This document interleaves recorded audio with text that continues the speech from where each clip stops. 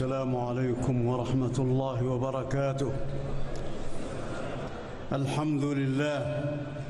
যাবতীয় প্রশংসা কেবলই মহান আল্লাহর জন্য, যিনি সকল কিছুর অধিপতি, পূত পবিত্র এবং সকল শান্তির উৎস।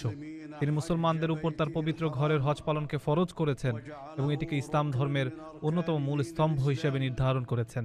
আমি সাক্ষ্য দিচ্ছি যে এক আল্লাহ ছাড়া ইবাদতের যোগ্য আর কোনো উপাস্য নেই। তিনি সর্বময় ক্ষমতার অধিকারী এবং সব বিষয়ে সর্বজ্ঞানী। আমি আরও সাক্ষ্য দিচ্ছি যে আমাদের নবী ও নেতা হজরত মুহাম্মদ সাল্লাল্লাহু আলাইহি ওয়াসাল্লাম তার প্রেরিত বান্দা ও রাসূল এবং সমগ্র সৃষ্টির মধ্যে সর্বশ্রেষ্ঠ। নবীজি, তার পরিবার পরিজন, সাহাবায়ে কেরাম এবং তার আদর্শের সকল অনুসারীর উপর আল্লাহর সর্বোত্তম রহমত ও পরিপূর্ণ শান্তি বর্ষিত হোক। হে মানব মণ্ডলী, আপনারা আল্লাহকে ভয় করুন, কারণ আল্লাহর ভয় বা তাকওয়ার মাধ্যমেই আখিরাতে মানুষের মুক্তি নিহিত। পবিত্র কোরআনের সূরা হজের শুরুতে আল্লাহ তাআলা বলেছেন, হে মানুষ, তোমাদের রবের তাকওয়া অবলম্বন করো, নিশ্চয়ই কিয়ামতের প্রকম্পন এক ভয়ানক ব্যাপার। যেদিন তোমরা তা দেখবে, সেদিন প্রত্যেক স্তন্যদাত্রী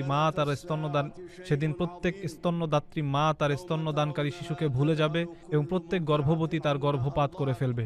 মানুষকে তুমি দেখবে মাতাল সদৃশ, যদিও তারা নেশাগ্রস্ত নয়। বস্তুত আল্লাহর শাস্তি বড়ই কঠিন। তাকওয়ার অন্যতম দাবি হলো নেক আমল এবং পাপ বর্জনের মাধ্যমে কিয়ামতের দিনের জন্য প্রস্তুতি গ্রহণ করা। আল্লাহ তাআলা বলেন, এসব এ কারণেই যে আল্লাহই সত্য এবং তিনি মৃতকে জীবিত করেন এবং তিনি সব কিছুর উপর ক্ষমতাবান। আর কিয়ামত অবশ্যই আসবে, এতে কোনো সন্দেহ নেই। আর কবরে যারা আছে, আল্লাহ তাদের পুনরুত্থিত করবেন। আখিরাতের জন্য সবচেয়ে বড় প্রস্তুতি হলো তাওহীদ বা একত্ববাদ প্রতিষ্ঠা করা এবং একমাত্র আল্লাহর ইবাদত করা, আর আল্লাহ ছাড়া অন্য কারো কাছে প্রার্থনা না করা।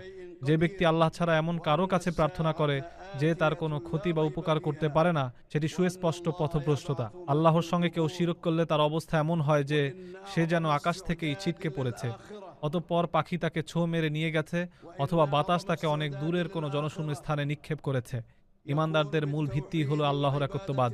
আল্লাহ বলেন, তোমাদের ইলাহ তো এক ইলাহ, সুতরাং তার কাছেই আত্মসমর্পণ করো এবং সুসংবাদ দাও বিনীতদের, যাদের অন্তর আল্লাহর স্মরণে কেঁপে ওঠে, যারা বিপদে ধৈর্য ধারণ করে, নামাজ কায়েম করে এবং আল্লাহর দেয়া রিজিক থেকে ব্যয় করে, এরাই সেই বিনীত দল।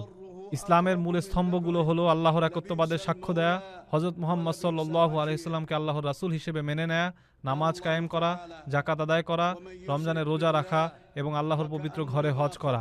এসবের পাশাপাশি আল্লাহকে ভয় করার নির্দেশ দেয়া হয়েছে। আল্লাহ বলেন, যে ব্যক্তি তার রবের সামনে দাঁড়ানোর ভয় রাখে, তার জন্য রয়েছে দুটি জান্নাত।